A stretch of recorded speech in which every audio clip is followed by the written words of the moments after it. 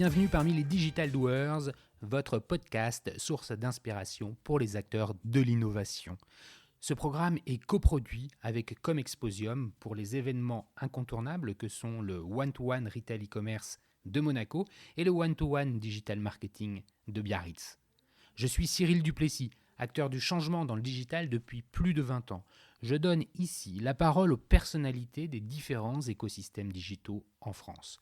Qu'ils soient prestataires, annonceurs, marques, retailers ou pure players, ils sont des acteurs engagés dans leur business et l'innovation fait partie de leur quotidien. Source intarissable d'inspiration, je vous propose une conversation dynamique et sincère pour vous donner accès à leur retour d'expérience, leur vision et leur analyse sur les tendances et les perspectives marché. Vous êtes de plus en plus nombreux à écouter les Digital Doers et je veux vous en remercier. N'oubliez pas de vous abonner sur la plateforme d'écoute de votre choix et de voter 5 étoiles sur Apple Podcast. N'hésitez pas à laisser un petit commentaire sympa, ça fait toujours plaisir. Alors bonne écoute à vous, toujours sans coupure.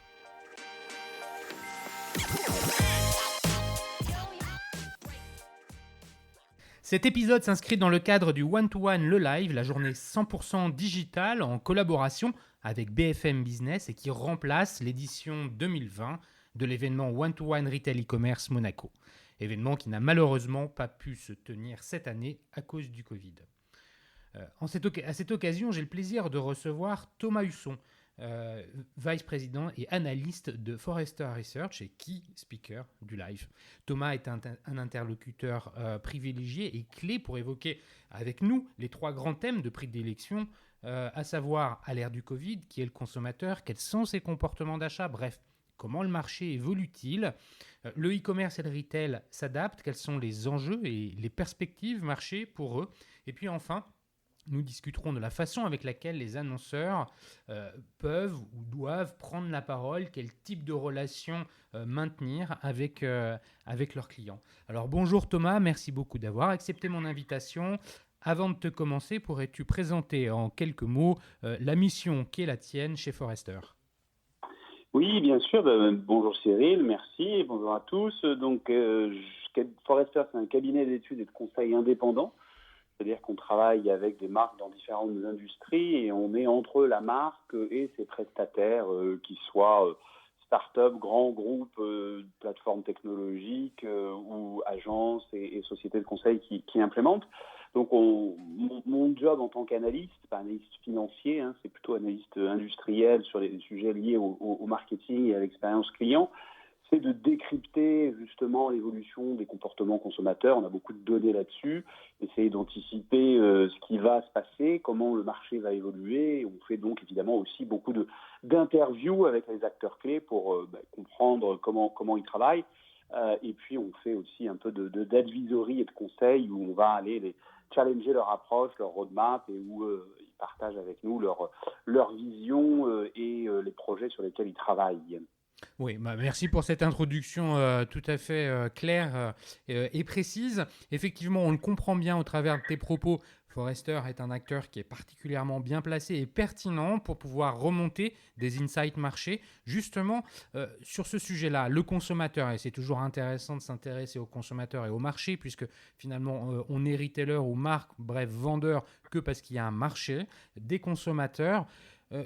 Quelles sont les évolutions de leur comportement d'achat ? Est-ce que finalement, et je pense que quand je te pose la question, je sous-entends la réponse, le Covid et le confinement a été un accélérateur de tendance. Enfin bref, vous, chez Forrester, comment vous interprétez la situation du marché en France ? Alors oui, la crise joue comme un accélérateur incroyable qui va à une vitesse assez rapide de tendances qui étaient préexistantes. Il y a eu un certain nombre de nouveaux comportements, mais finalement pas tant que ça. Il y a par exemple sur le e-commerce alimentaire évidemment beaucoup de consommateurs qui se sont mis à utiliser Internet pour faire leurs achats, leurs courses. On voit tout un tas d'utilisations plus digitales, d'interactions On voit que les consommateurs aussi veulent plus de produits locaux, veulent des marques qui supportent des communautés locales, veulent des marques ont une préférence plus forte qu'avant pour des marques qui respectent l'environnement, qui respectent leurs données, leur vie privée, et aussi la façon dont elles traitent leurs employés, leurs collaborateurs. Donc la préférence là-dessus pour ces marques augmente. Mais malgré tout, donc c'est des changements qui étaient préexistants, qui étaient déjà là avant, ils sont un peu accélérés. Et au final, ce qu'on constate, c'est que malgré tout, le prix reste le facteur le plus important dans le choix. Et ça va malheureusement continuer à être le cas puisqu'on est au début de la crise. Finalement, on a eu la chance en France d'avoir un gouvernement qui a fait supporter pour l'instant le coût de la crise, surtout à l'État, à la dette et aux entreprises. Et le pouvoir d'achat a été relativement préservé. Mais voilà, il va y avoir malheureusement des pertes de pouvoir d'achat, des faillites d'entreprises et un certain nombre de licenciements qui font que la situation va se tendre. Donc ça, c'est un premier point. Et le deuxième point, je pense, qui est important, et tu l'évoquais, la compréhension des besoins clients, partir du client, ça a toujours été clé, mais ça l'est encore plus que jamais. Avant qu'on parte, finalement, il y a des comportements un peu contradictoires. Ouais, sur la compréhension avant qu'on aille sur la compréhension du besoin et des comportements, finalement, ce que tu es en train de nous décrire, c'est un peu la quadrature du cercle. C'est-à-dire que d'un côté, on veut plus, enfin, on veut mieux, surtout le consommateur veut mieux consommer, veut des produits locaux, du made in France, des biens qui sont responsables, au sens RSE du terme, avec une démarche qui accompagne tous ces produits-là. Et en même temps, il veut, le fameux en même temps, payer moins cher, ou du moins son pouvoir d'achat ne l'autorise pas finalement peut-être à payer ce qu'il attend. Et comment c'est perçu ce genre de... Est-ce que les consommateurs finalement sont conscients de cette dualité qui existe ? Oui, et pour certains d'entre eux, ça crée une certaine frustration. En psychologie, on appelle ça la dissonance cognitive, c'est-à-dire qu'on n'agit pas forcément en fonction de ses valeurs. Donc il y a une minorité de consommateurs qui ont un pouvoir d'achat fort, qui pourront se permettre effectivement d'agir en conséquence, peut-être de payer plus cher pour avoir des produits plus respectueux de la nature, plus éthiques. Donc il y a cette tendance-là, mais effectivement, pour une majorité de consommateurs, c'est pas forcément évident. Et puis, on n'a pas toujours non plus forcément conscience de l'impact environnemental ou de la façon dont une marque opère avec ses fournisseurs, avec ses partenaires, avec son écosystème. Et il va y avoir, je pense, de plus en plus une transparence autour de ça qui fait que les marques qui surpromettent la fameuse promesse sociétale, RSE, les entreprises à mission, il y en a de plus en plus. Et qu'est-ce qu'on fera je caricature un peu à l'extrême, mais dans 6 mois, quand tout le CAC 40 aura basculé et qu'on aura des surpromesses dans tous les sens, ce qui comptera, c'est l'authenticité et la véracité des preuves qu'on apporte à ce discours. Mais je pense que le point vraiment important, c'est ce que tu soulignais, c'est l'ambivalence et la contradiction des consommateurs. Ils n'en sont pas forcément conscients, mais en déclaratif et dans la réalité de leur comportement, il y a souvent des écarts assez importants et finalement, on ne sait pas encore vraiment comment ils vont réagir quand on va atteindre le paroxysme de la crise économique et sociale, parce que ça va dépendre, je pense, beaucoup de la façon dont chacun, pendant le confinement et pendant la crise sanitaire, a été impacté. C'est-à-dire, est-ce qu'on a été touché, soi ou un proche, par la maladie, et à quel point et à quel niveau ? Est-ce qu'on a été touché dans ses finances ? Est-ce qu'on a perdu son emploi ?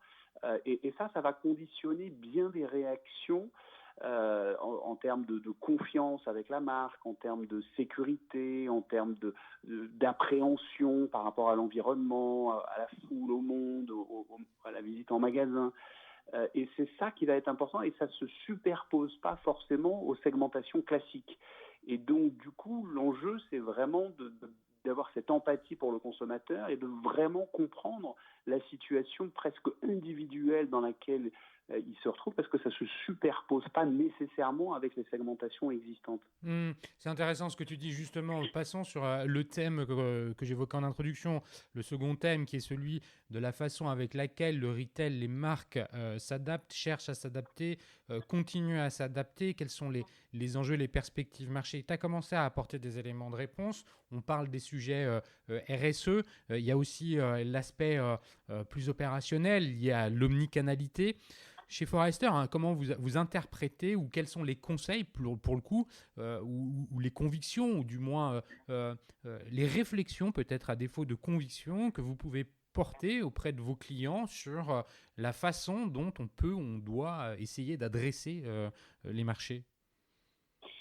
L'enjeu, c'est vraiment sur la base de cette connaissance plus fine du consommateur, de ses attentes et de l'évolution de sa perception, d'essayer, j'ai bien essayé parce que c'est difficile, d'offrir davantage de choix, davantage d'options. On sait qu'il y a eu une bascule vers le digital, ça c'est sûr, en termes d'interaction, en termes de recherche produit, mais aussi en termes de transactions.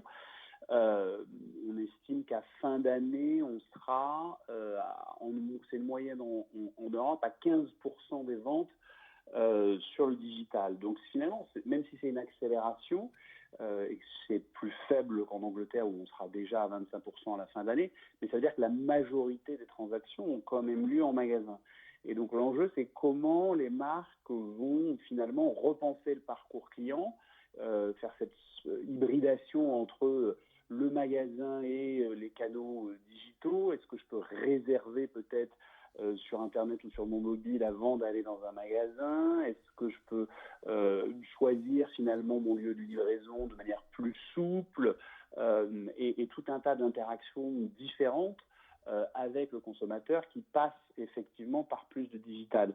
Donc c'est cette question de choix et d'options, mais la difficulté et la priorité pour les retailers, c'est d'arriver finalement à gérer la supply chain et à réconcilier des systèmes d'information qui sont souvent disparates entre un système de caisse magasin, un système de fidélité qui n'est pas toujours justement omnicanal, et puis la logistique, la disponibilité des produits, et donc ça reste quand même le nerf de la guerre en termes de ROI, cette capacité qu'on a à pouvoir aligner l'expérience client avec les outils informatiques qui permettent de le faire. Ça a plus de poids que d'investir parfois sur des technologies nouvelles qu'il faut certes tester, mais qui ne sont pas encore le nerf de la guerre, que ce soit du commerce conversationnel, de la réalité augmentée, etc.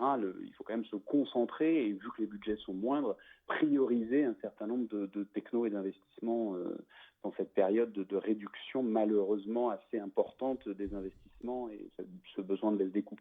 C'est très intéressant ce que tu dis parce que finalement, ce que je retiens de ton message, c'est que les opérations au sens large, en intégrant l'IT, la supply, sont au cœur de la transformation et que c'est finalement là où je trouve les enjeux peut-être primordiaux pour les retailers, c'est de réussir à mettre en place une expérience de commerce unifiée qui, d'un point de vue opérationnel, sous-entendu aussi IT, supply, est efficace, fonctionnel. Tout ça est très très vrai. Derrière cette transformation opérationnelle, il y a une transformation au niveau des humains, au niveau de la formation, au niveau du rôle de chacun dans l'entreprise, dans l'organisation, qui, elle aussi, mécaniquement, va être amenée à évoluer. Oui, alors c'est vrai que ça fait déjà au moins une bonne dizaine d'années qu'on parle de la symétrie des attentions, cette idée qu'une bonne expérience collaborateur donne une bonne expérience client. Mais c'est un concept qui est rarement bien mis en œuvre dans les entreprises. Il y a des belles initiatives et certaines entreprises qui ont une démarche assez authentique là-dessus et qui arrivent à fédérer à travers la culture de la marque et la culture de l'entreprise leurs collaborateurs, quelle que soit leur fonction. Ce n'est pas simplement ceux qui sont en call center ou qui sont dans les magasins en contact direct avec le client. C'est aussi toutes les fonctions support qui jouent et qui vont jouer un rôle de plus en plus important dans l'expérience client. On parle parfois de paiement fournisseur, de transparence, de disponibilité des produits. Donc tout ça va devenir plus transparent pour le client final. Et c'est un vrai enjeu effectivement d'arriver à mobiliser surtout voilà, sur ces derniers mois où il y a eu une explosion du télétravail, donc ceux qui travaillent plus à distance se sentent un peu isolés, il faut les motiver, les modes de management évoluent, et ça devient de plus en plus un élément de différenciation, surtout si on fait des promesses sociétales. C'est une façon de recruter et de fidéliser aussi des collaborateurs. Encore faut-il être réellement transparent. Et donc, ça suppose aussi d'auditer un peu ses process, ses partenaires, ses fournisseurs. Et comme tu l'évoquais tout à l'heure, on parle de sujets de supply chain.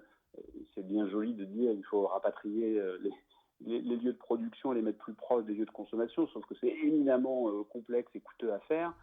Et donc, voilà, ça suppose des transformations en profondeur qui passent effectivement par une implication plus forte des dirigeants qui doivent incarner le changement et de la DRH qui est souvent, on va dire, trop sur les relations sociales, le légal, le compliance, et pas assez sur la data, la technologie et finalement la culture et la notion des attributs de la marque et ce qu'ils veulent dire aussi pour les employés, pas que pour les consommateurs.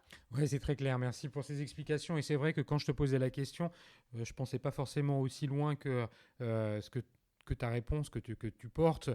J'avais tout de suite en tête finalement les magasins, les lieux de vente qui effectivement pendant le confinement ont été forcés entre guillemets à jouer des rôles nouveaux de préparation de commandes, de drive piéton. Enfin, le personnel qui était dans ces lieux-là a dû un peu jouer des rôles multicasquettes et peut-être que c'est par là finalement que il y aura du changement plus profond qui va arriver dans les organisations.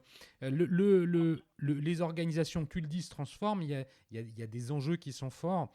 À plus court terme, il y a aussi la prise de parole vis-à-vis des consommateurs. On l'a vu en sortant du confinement, période vraiment singulière, où les entreprises, les marques, les retailers, pendant cette période-là, on les a sentis marcher un peu sur des œufs dans la façon dont ils allaient s'adresser à leurs consommateurs. Est-ce qu'il fallait prendre la parole, pas la prendre? Si oui, dans quel contexte? Est-ce qu'on peut faire de la promotion produit de la même façon ou non?